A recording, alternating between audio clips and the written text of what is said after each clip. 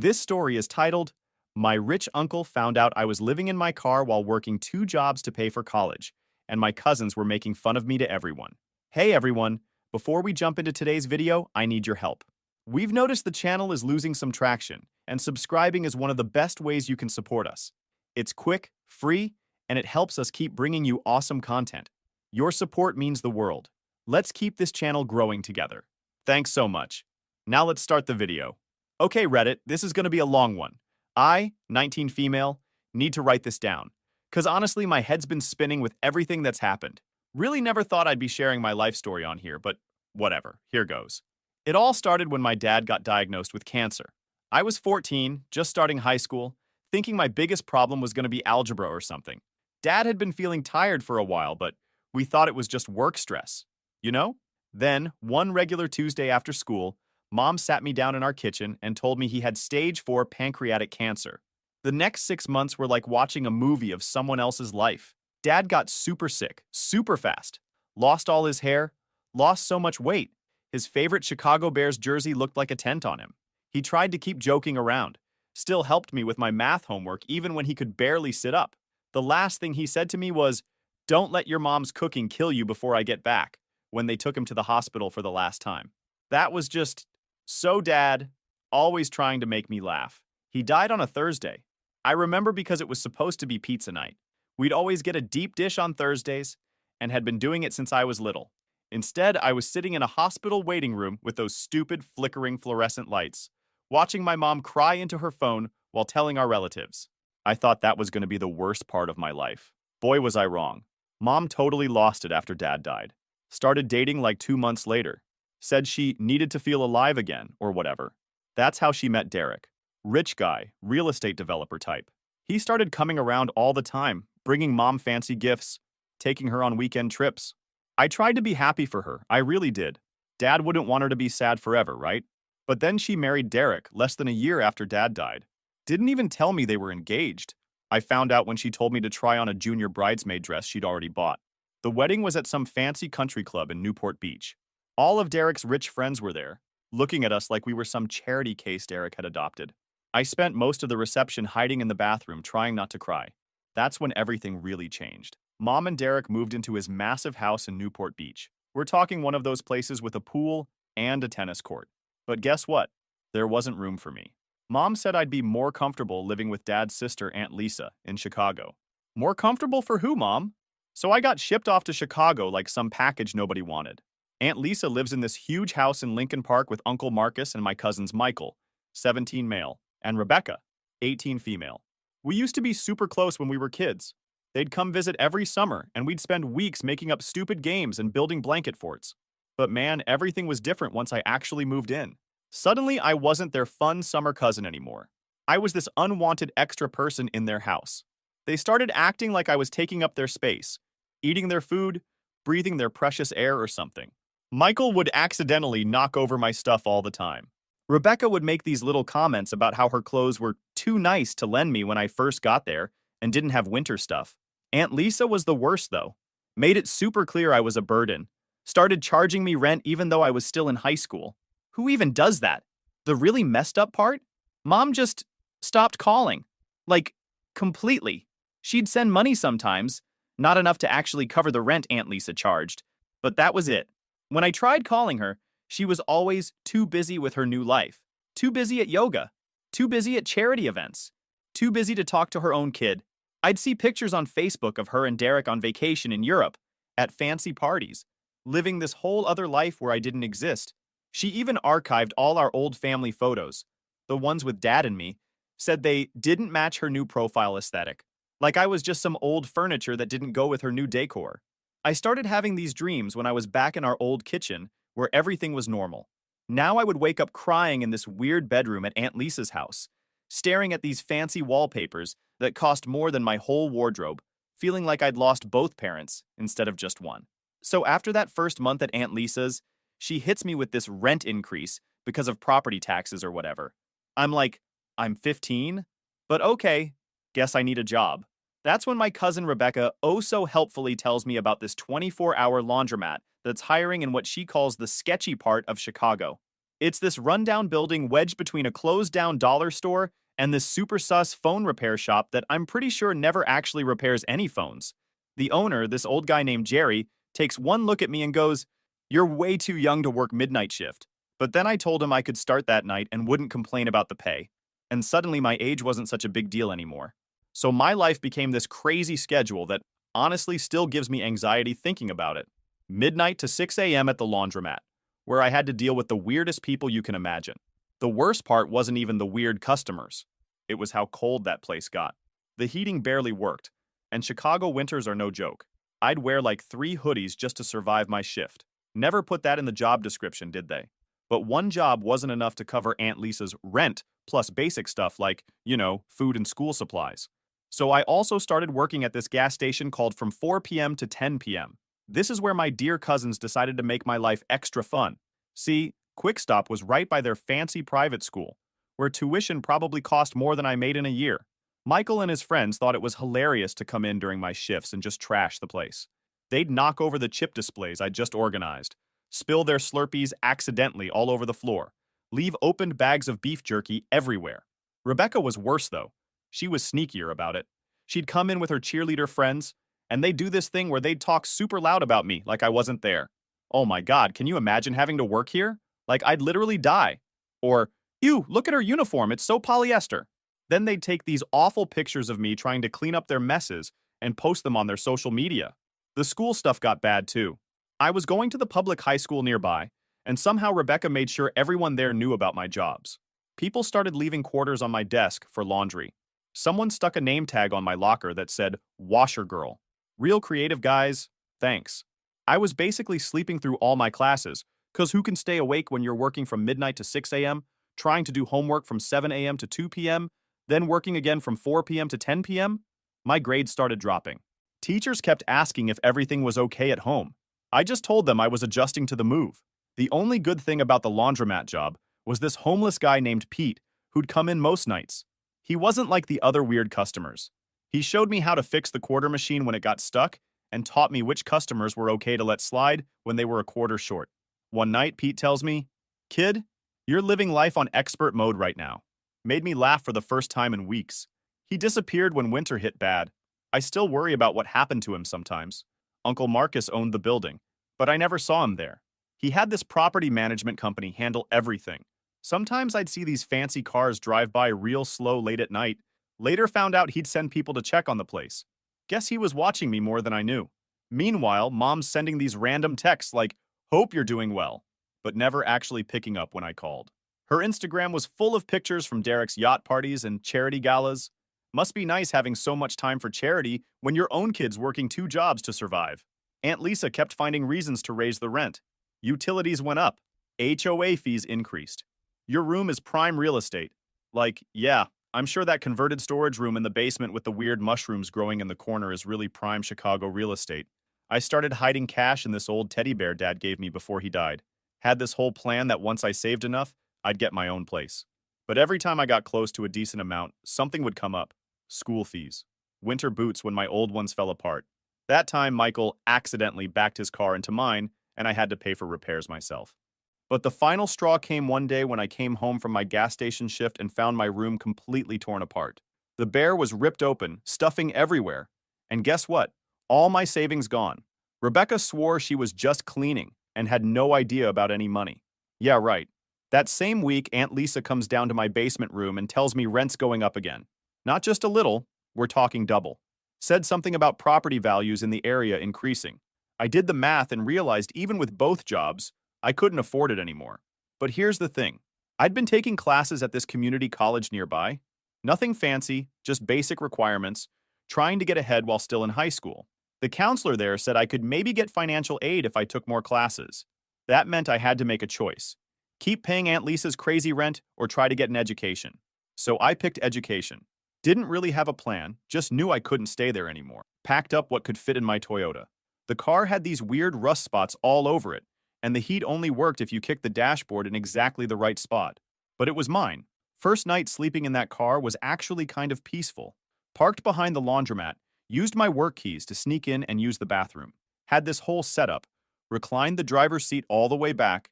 used my work backpack as a pillow, layered like 5 blankets I'd borrowed from the lost and found box. Thought to myself, this isn't so bad. Then winter hit. Real Chicago winter. The kind where your spit freezes before it hits the ground. My car's battery started dying because of the cold, so I couldn't run the heat much. The hardest part wasn't even the cold or the lack of sleep. It was trying to look normal at school. Like, try explaining to your chemistry teacher why your homework's all wrinkled and smells like laundry detergent, or why you're wearing the same 3 outfits over and over. The school counselor kept trying to talk to me, but what was I going to say? Oh yeah, I live in my car, but don't worry. It's parked in a really nice alley. Then my dear cousin Michael decided to play detective. Guess he got suspicious about why I wasn't around the house anymore. Followed me one night after my laundromat shift. Next day, their TikTok had this whole video series called My Homeless Cousin, a Documentary. They filmed everything. My frost-covered windows, me trying to study using the light from the laundromat sign, even caught me changing clothes in the back seat once. The videos went viral in their rich kid circle. People started driving by the laundromat at night, honking their horns, throwing stuff at my car. The cops started coming around more too. Every couple of nights, there'd be a knock on my window. Can't sleep here, miss. So I'd drive around until they left, then come back. Spent a lot of nights just driving in circles, watching my gas gauge get lower and lower, praying I'd have enough to get to work the next day. You know what's weird though? I started noticing this black SUV parked across the street some nights. Always in a different spot, but always there. Tinted windows. Engine running. First thought it was cops or maybe some creep, but they never bothered me. Just sat there like they were watching. The temperature dropped to minus 15 degrees Fahrenheit one night. The kind of cold that makes your eyes hurt. My car wouldn't start, phone was dead, and the laundromat was closed for repairs. Thought, well, this is it. This is how I die. They're gonna find me frozen like those rats in the alley. Wrapped myself in every piece of clothing I owned and tried to think warm thoughts. That's when someone knocked on my window. I looked up and there's Uncle Marcus, standing in the snow like it's totally normal to be out at 2 a.m. in Arctic temperatures. He just goes, I think we need to talk. Turns out the black SUV, that was his. He'd been watching me through the laundromat security cameras for weeks, sending people to check on me. Said he wanted to see what I was made of. Who does that kind of messed up test? But honestly, at that point, I was too cold to care about his weird teaching methods. So there I was, basically turning into a human popsicle in my car, and Uncle Marcus is just standing there in his expensive wool coat, looking at me through the window. I'm thinking he's gonna lecture me or call the cops or something. Instead, he says, my office has better heating. Like this is some totally normal situation. His office was this small room above the laundromat I'd never been in before. Turns out he had this whole private space up there. Desk, mini fridge, coffee maker, even a little bathroom. While I'm defrosting my fingers around this cup of actually good coffee, he just sits there watching me like he's trying to solve a puzzle. Finally, he goes, you know, your dad and I used to sleep in a car too. Which, what? I almost dropped my coffee. See, I'd always known Uncle Marcus as this crazy rich real estate guy who wore suits that probably cost more than my car. But then he starts telling me this story I never knew. Apparently him and my dad grew up super poor. Like their mom worked 3 jobs and they still couldn't afford rent most months, kind of poor. Uncle Marcus pulls out his phone and shows me this ancient photo of 2 skinny teenagers sitting in a van, eating beans straight from the can. That's your dad on the left, he says. And yeah, same goofy smile I remembered, just on a much younger face. The whole time he's telling me this story, I'm sitting there trying to process it. Like, how did they go from homeless teenagers to, well, this? That's when he tells me about the laundromat. The original owner used to let them hang out inside during really cold nights. They'd help him fix machines, clean up, whatever needed doing. When the owner got sick, he offered to sell them the place. Dad had just started college on a scholarship, but Uncle Marcus had been working construction and saving every penny. So the owner sold it to him for basically nothing. That was his first property. Then he starts pulling out all these old documents from his desk, property deeds, contracts, business plans, all with my dad's notes in the margins. When your dad got sick, Uncle Marcus continues, he made me promise 2 things. First, to look out for you. Second, to make sure you learned how to look out for yourself. Then he gives me this look and goes, gotta say, you're doing better at the second part than I expected. I'm sitting there trying not to cry, failing pretty badly at it TBH, when he drops the real surprise. Turns out he owns like half the block around the laundromat now. Apartment buildings, stores, even that sketchy phone repair place. And he's been watching me through the security cameras this whole time, sending his guys in the SUV to keep an eye on me. You worked 2 jobs without complaining, kept your grades up, found ways to survive that most people wouldn't think of, even kept that laundromat running better than the manager I hired. He actually smiled when he said that last part. Jerry told me you fixed the quarter machine. Took my maintenance guy 3 tries to figure that out. That's when he pulls out this key. Says it's for the apartment above his office. A whole studio apartment I didn't even know existed. He told me it's mine. No rent, as long as I keep working at the laundromat and keep my grades up. I tried to say no. Like, this felt too much like charity or something. But he shut that down real quick. This isn't charity. This is an investment.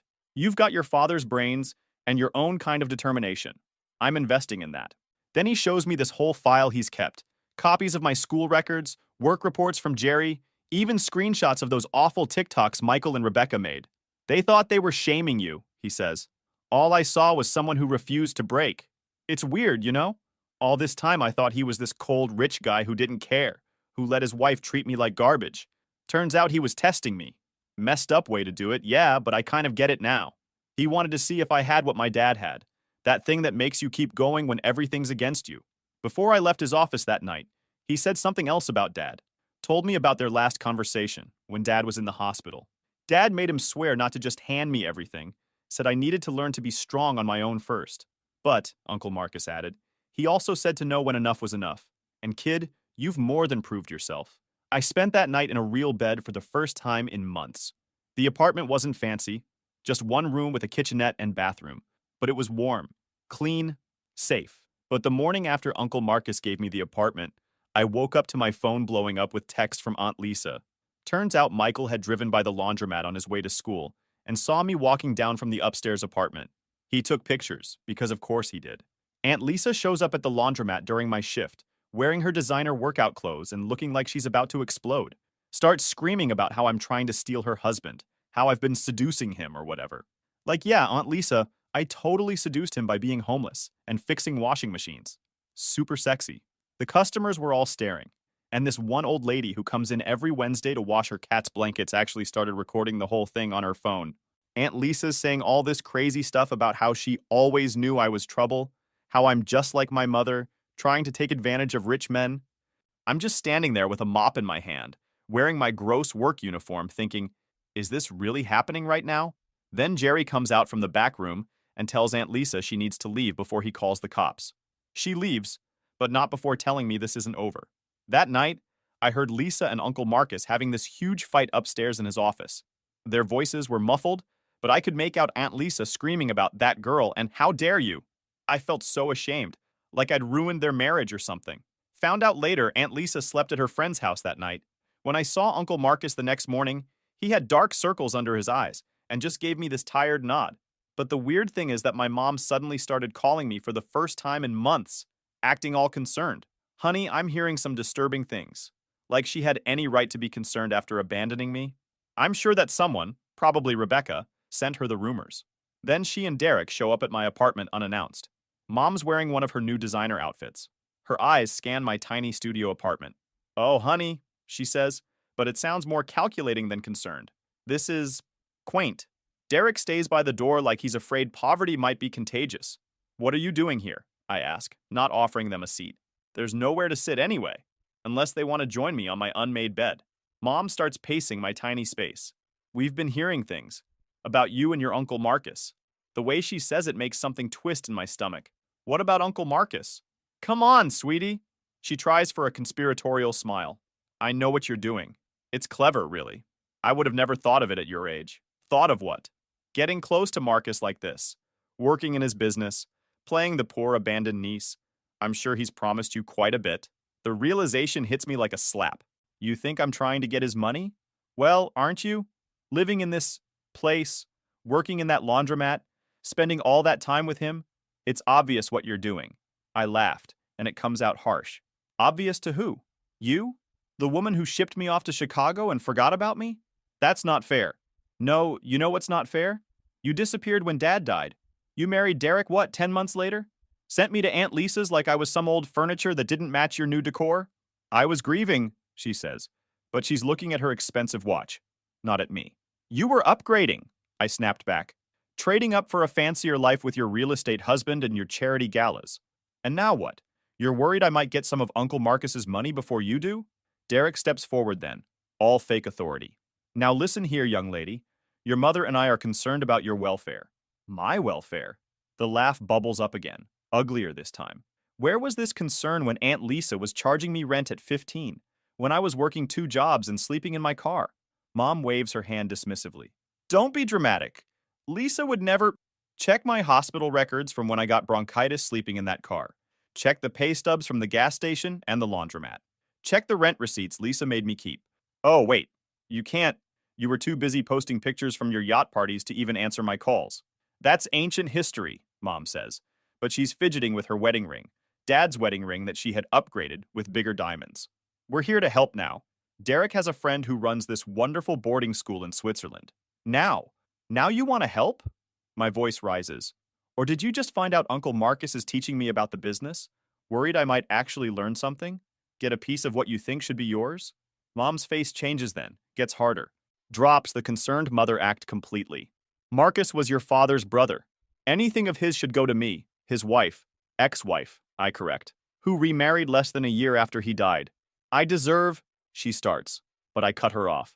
You deserve? Dad helped build this business. He and Uncle Marcus started with nothing. While you're busy planning charity galas with Derek, I'm learning how to fix washing machines and manage books and actually help people, just like Dad did. Your father was a teacher, she spits out. He played around with Marcus's business like it was some hobby.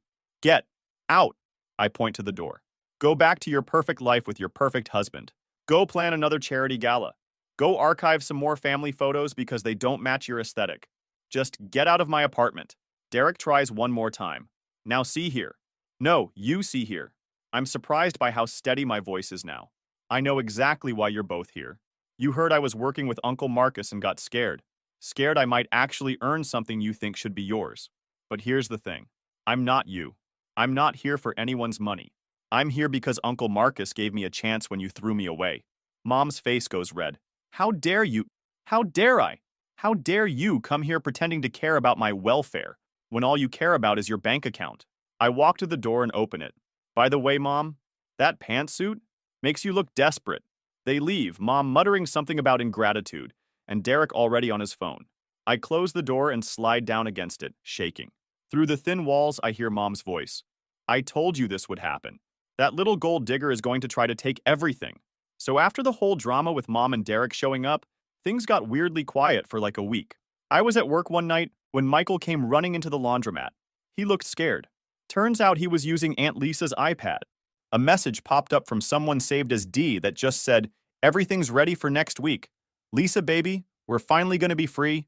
Michael, being the nosy kid he is, opened the messages. Guess Aunt Lisa never logged out of her accounts on that iPad.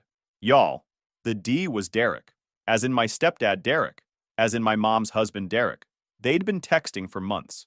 Michael found all these emails too. Plans for them to take a bunch of money from Uncle Marcus's business and run away together. They'd been planning it for almost a year. Every time Aunt Lisa raised my rent, that money went straight into some secret account. Michael showed up because he didn't know what to do. For the first time in his life, this kid who'd made fun of me being poor was realizing his mom was about to steal everything and leave him behind. I called Uncle Marcus. Not gonna lie, part of me wanted to just let everything blow up. After how they treated me, would have been some nice karma. Uncle Marcus came down to the laundromat right away. Michael was still shaking when he showed Uncle Marcus all the messages. I've never seen Uncle Marcus look so blank, like his face just shut down. He made some calls. Turns out his lawyer had been suspicious about some business accounts for a while.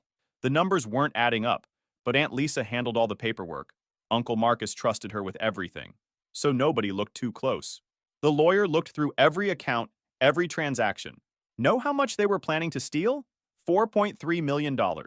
They'd already moved almost $1 million to offshore accounts.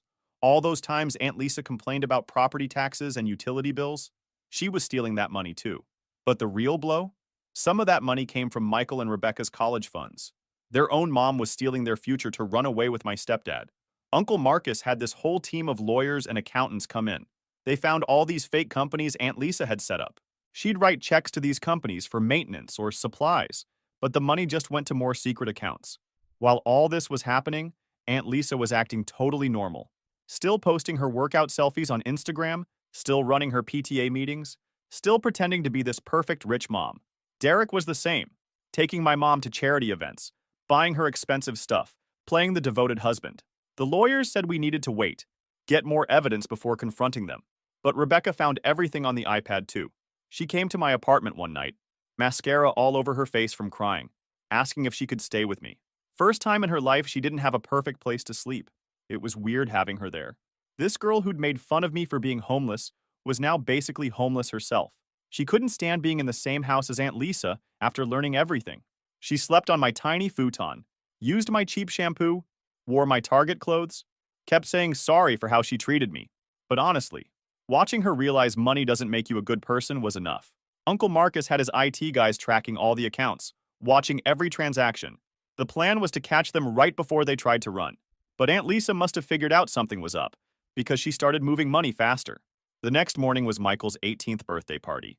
Aunt Lisa had planned this huge thing at their house, hired a DJ, catering, even got some mini golf set up in the backyard. She was acting extra nice to everyone, probably because she thought it was her last weekend there. Uncle Marcus decided that was when we'd confront them, have all the evidence ready, get everybody in one place. I remember Rebecca asking if we should warn my mom first, but Uncle Marcus said no. We needed to see her genuine reaction to know if she was involved. The morning of Michael's birthday party was weird. Like, super weird. Aunt Lisa's running around arranging centerpieces and checking the catering while literally planning to disappear with my stepdad the next day. Rebecca and I were helping set up, both knowing everything was about to explode, trying to act normal. Michael looked like he was going to throw up every time his mom hugged him. Uncle Marcus had this whole plan. His lawyer would show up unexpectedly with some urgent paperwork during the party. They'd gather everyone in the living room and then drop all the evidence. The FBI was actually waiting nearby. Yeah, actual FBI agents. Because apparently stealing millions from legitimate businesses while planning to flee the country is kind of their thing. My mom showed up early, all excited about the party.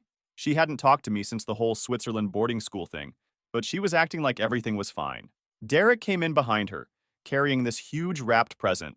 Found out later it was some fancy gaming system. Guess he was trying to buy Michael's silence or something. The party started at 2 p.m. All these rich kids from Michael's school showing up in BMWs and Mercedes their parents bought them. The DJ's playing music. People are swimming in the pool. Everything looks completely normal. Except Rebecca, Michael, and I are just watching Aunt Lisa and Derek, who keep checking their phones and whispering to each other. Around 4 p.m., the lawyer showed up. He's carrying this thick folder and looking super serious. Aunt Lisa's face when she saw him. I wish I had a picture. She knew they gathered everyone in the living room. Some of Michael's friends tried to stay, but Uncle Marcus was like family only, in this voice that made them leave real quick. My mom was complaining about interrupting the party, but then the lawyer started laying out documents on the coffee table. Bank statements, emails, transfer records, pictures of Aunt Lisa and Derek together from some private investigator. With each paper he put down, the room got quieter. Then he played a recording. Aunt Lisa and Derek talking about their plans, laughing about how stupid everyone was for not noticing. My mom stopped breathing when she heard Derek's voice. Just straight up froze. Aunt Lisa tried to say the recording was fake, but then Uncle Marcus pulled out her iPad, the one Michael found the messages on, started reading their texts out loud. Y'all! The screaming that happened next. Mom launched herself at Derek, started hitting him with her purse, which had like a million metal things in it BTW. Aunt Lisa tried to run for the door, but the FBI guys were already there. Some agent lady just goes, "Lisa Anderson, you're under arrest for wire fraud and embezzlement." They took them both away in handcuffs. Derek kept yelling about how he had a good explanation. Aunt Lisa was crying about how we'd ruined her life. But you know what the worst part was? Neither of them even looked at their kids.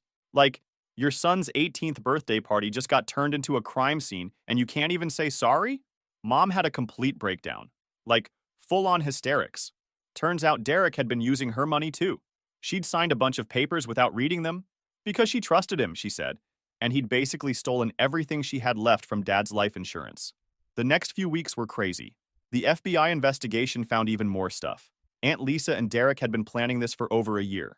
They had fake passports, offshore accounts, this whole secret life ready to go. They'd stolen from pretty much everyone, the business, the kids' college funds, even charity money from those fancy events they were always going to. While all this was happening, Uncle Marcus was watching how everyone handled it. Rebecca and Michael basically moved into my tiny apartment. We had this whole system. Michael slept on the futon, Rebecca shared my bed, and we all shared one bathroom, which was interesting. They both got jobs at the laundromat.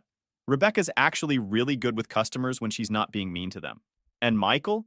Kid's got a talent for fixing machines. He figured out this problem with the industrial dryer that even the repair guy couldn't fix. Mom went to rehab, not for drugs or anything, just to deal with everything. She'd been so focused on looking perfect, having the perfect rich life, that she'd ignored all the red flags about Derek. Uncle Marcus really stepped up. He's been teaching us all about the business. Says he wants us, me, Rebecca, and Michael, to run it together someday. We each have different strengths. I'm good with numbers like my dad was, Rebecca's great with people when she tries, and Michael's got this weird genius thing with machines. Last week, we all went to visit Dad's grave. First time we'd been there together. Uncle Marcus told us more stories about him, about how he'd helped build this whole business while still being a teacher, because he believed in helping people. Aunt Lisa and Derek are in jail now. Turns out stealing millions and planning to flee the country is kind of illegal. They're both trying to blame each other, which would be funny if it wasn't so sad. Michael and Rebecca still struggle with it. Like, imagine finding out your mom cared more about running away with someone else's husband than she did about you. But you know what's weird? We're actually better now. Like all of us. Mom's dealing with her issues instead of hiding them behind designer sunglasses. Rebecca and Michael learned what it's like to actually work for things. I learned that sometimes letting people help you isn't a weakness. Sometimes I look around at my life now and can't believe how different everything is from a year ago. Like, I'm sitting here in the laundromat office, my office now, I manage the place, and it hits me. Although I lost my family, I'm doing much better now. TLDR. Found out aunt and stepdad were secret lovers planning to steal millions and run away. They got arrested at a birthday party. Mom had a breakdown, went to rehab, cousins learned humility through laundry, and we all somehow became a real family. Also, Dad was playing 4D chess from beyond the grave.